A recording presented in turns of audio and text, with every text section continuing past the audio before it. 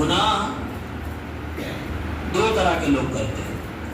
جو گنہگار ہے وہ تو گناہ کر رہا ہے. نیک آدمی سے بھی گناہ ہوتا ہے اور یہ بات طے ہے. اگر زمین پہ لوگ گناہ کرنا چھوڑ دیں تو اللہ سب کو ختم کر کے ایسوں کو لائے گا جو گناہ بھی کریں گے پھر توبہ کریں گے. نیک ہونے کا مطلب یہ نہیں ہے کہ فرشتہ ہونا. نیک ہونے کا مطلب یہ ہے کہ گناہوں کا کم ہونا اور اگر گناہ ہو جائے تو توبہ کر لینا. اس کو نیک کہتے ہیں.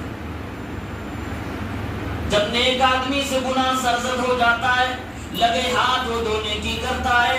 پہلی نیکی یہ فوراً ڈر جاتا ہے اے اللہ مجھ سے یہ پاپ ہو گیا, اب اس پاپ کے بدلے میں تو پکڑے گا, اب تو سزا دے گا.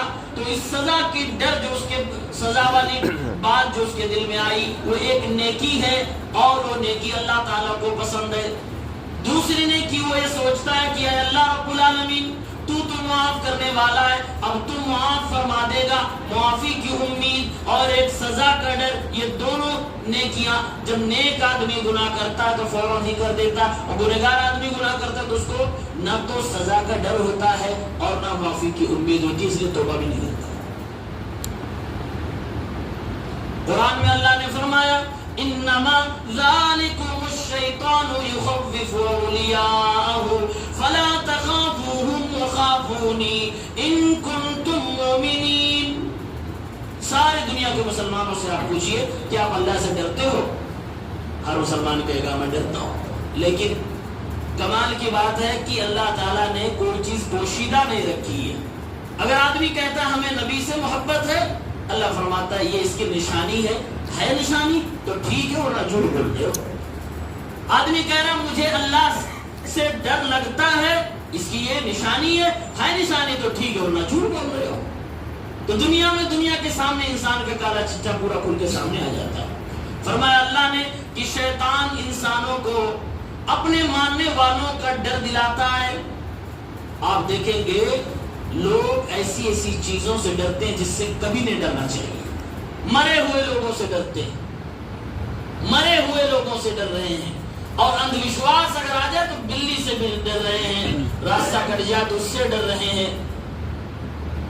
اور آپ جانتے ہیں میں بہرائچ میں رہتا ہوں جو کہ مزاروں کا شہر ہے. ہماری مسجد کے جسٹ دروازے پہ مزار ہے. اچھے اچھے گھرانے کے لوگ جو دیندار مانے جاتے ہیں, بچہ پیدا ہوا عقیقہ مزار پہ لے جا کر کرتے ہیں ڈر کی وجہ سے. ڈر کیا ہے کہ اگر مزار پہ نہیں کیا تو بچے کو کچھ نقصان ہو سکتا ہے. تو یہ جو ڈر ہے یہ شیطان ڈر دلا رہا ہے. اللہ نے اسی ڈر سے منع فرمایا اور کہا ان سے نہ ڈریے, انما ذالکم الشیطان یخوف اولیاءہ, یہ شیطان تمہیں ڈرا رہا ہے تاکہ تم غیر اللہ کی چوکھٹ پہ چلے جاؤ.